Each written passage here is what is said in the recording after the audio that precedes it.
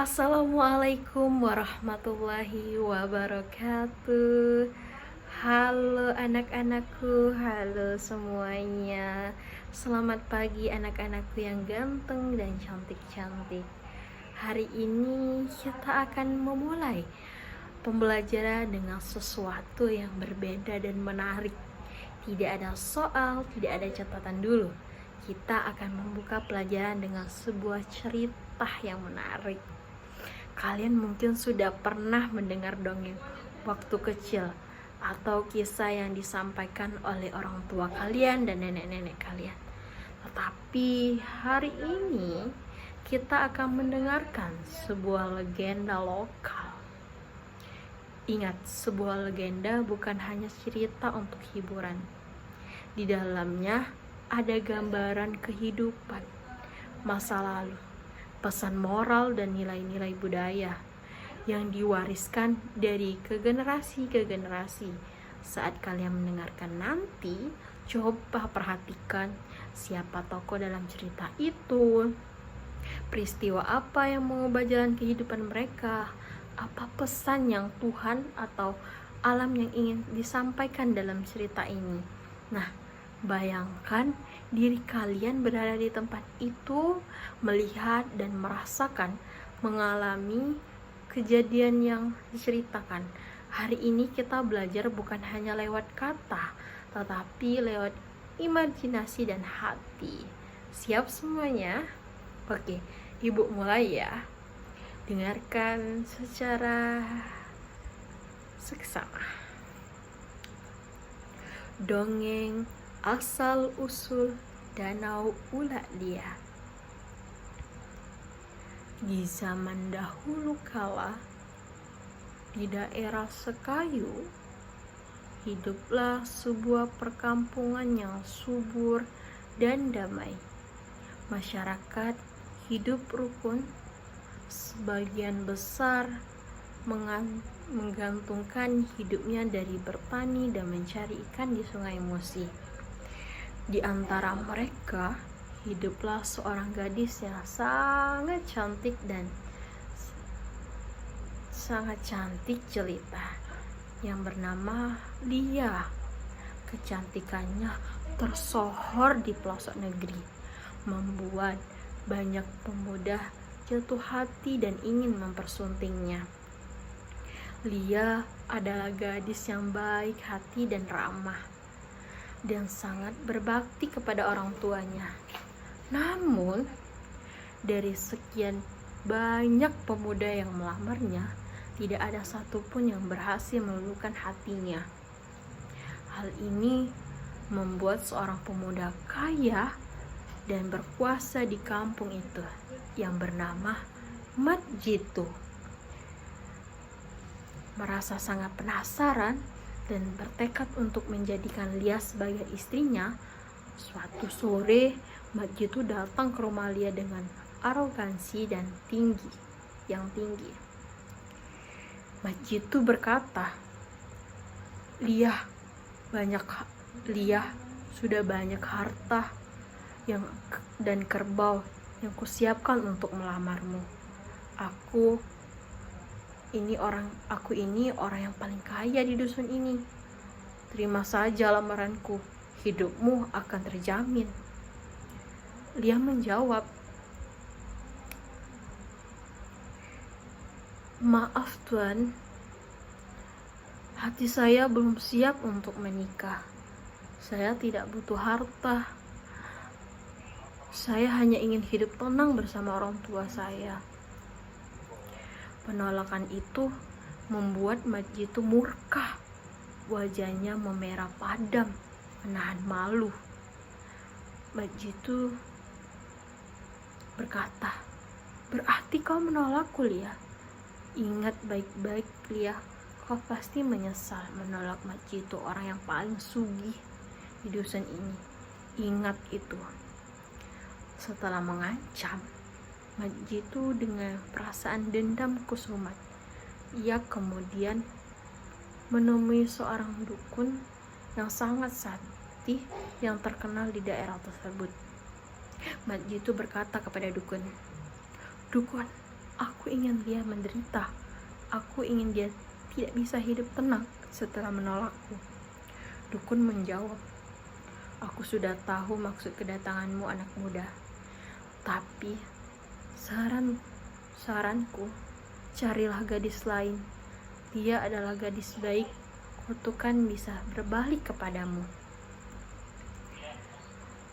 Majitu tidak peduli. Ia terus memaksa. Akhirnya sang dukun menyanggupi permintaan Majitu dan mulai melakukan ritual ilmu hitam untuk menyantet Lia. Sejak itu, kehidupan Lia berubah drastis. Ia sering jatuh sakit secara misterius. Tubuhnya kurus, kering, dan sering menjerit-jerit kesakitan. Orang tua Lia kebingungan mencoba mencari cara, mulai dari tabib biasa hingga dukun kampung. Namun, tidak ada yang berhasil menyembuhkan Lia.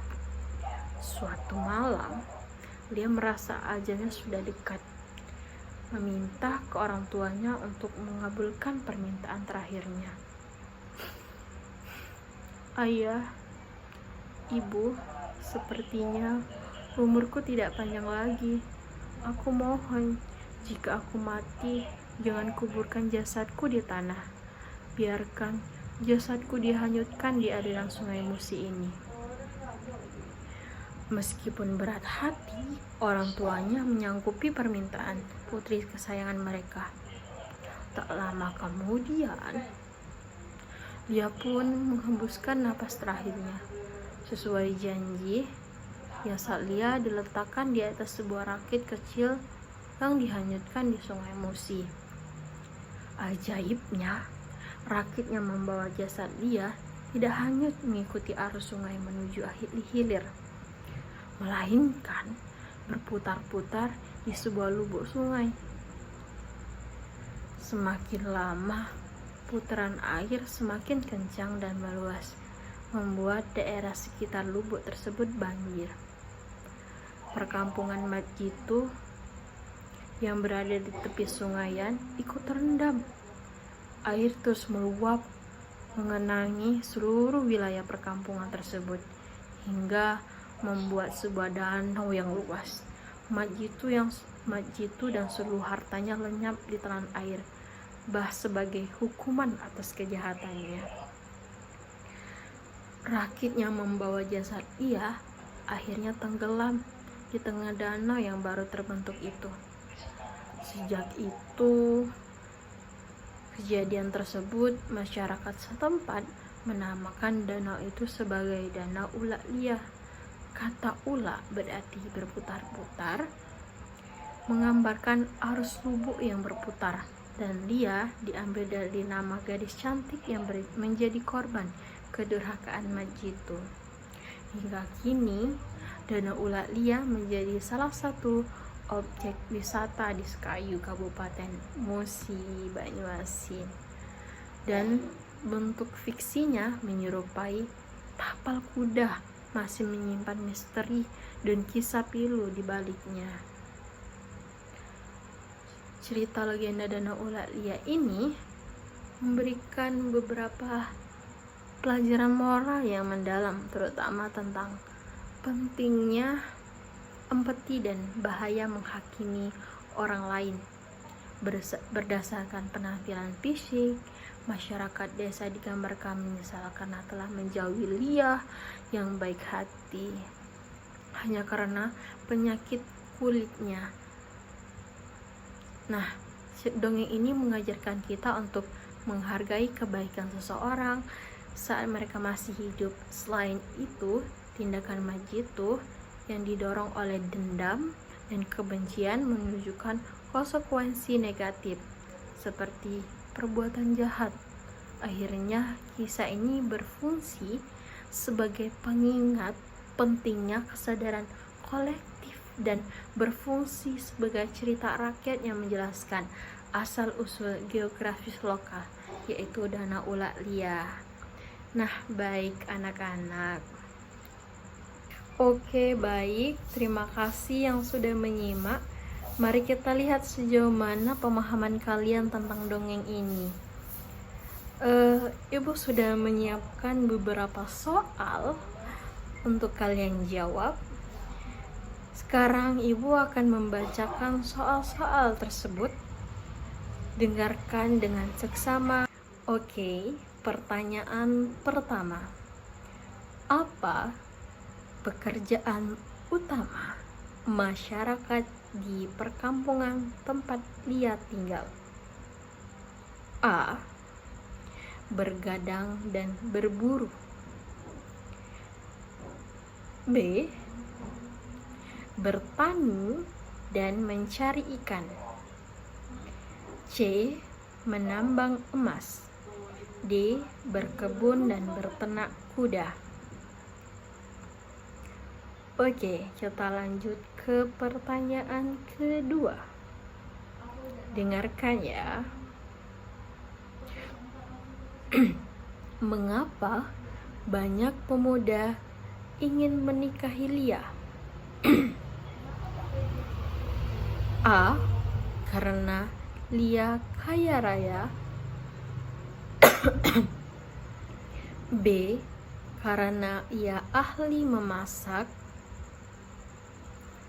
C. Karena kecantikan dan kebaikannya. D. Karena ia anak kepala desa.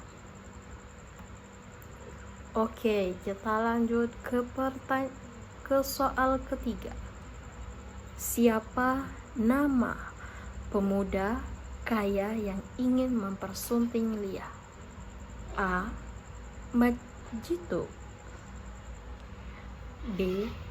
Mat Silam. C.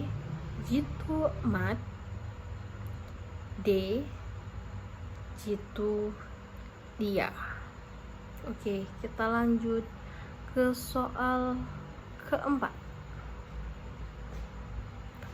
Sikap Lia saat menerima lamaran Mat Jitu adalah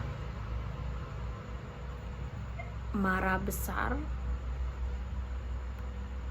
B. Menerima dengan senang hati. C. Menolak dengan halus. D. Menertawakan Mat Jitu. Oke, kita lanjut ke soal kelima.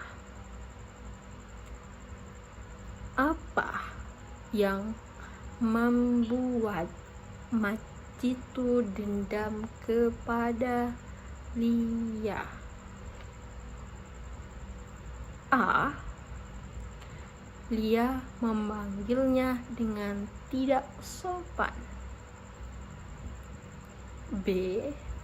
Lia menolak lamarannya. C. Lia menghina hartanya. D. Lia menikah dengan pria lain. Oke, kita lanjut ke soal keenam.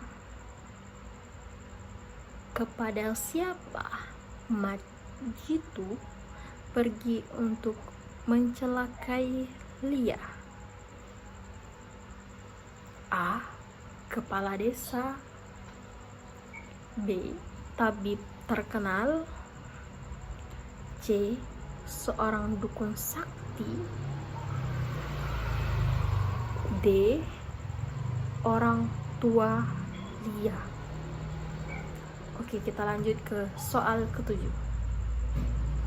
Apa permintaan terakhir Lia kepada orang tuanya? A. Dikuburkan di dekat rumah. B. Dikremasi. C. Dihanyutkan di Sungai Musi. D. Dibawa ke kerajaan. Oke, kita lanjut ke soal nomor 8. Apa yang terjadi pada rakit yang membawa jasad Lia? A. Langsung menuju laut. B. Tenggelam di tepi sungai. C. Berputar-putar di sebuah lubuk sungai. D. Hanyut ke hulu sungai. Oke, kita lanjut ke soal nomor 9. Apa akibat dari putaran air di lubuk tempat Lia dihanyutkan? A. Sungai mengering. B. Kampung Madgitu terendam hingga menjadi danau. C. Jasad Lia hilang tanpa jejak. D. Penduduk kampung berpindah tempat.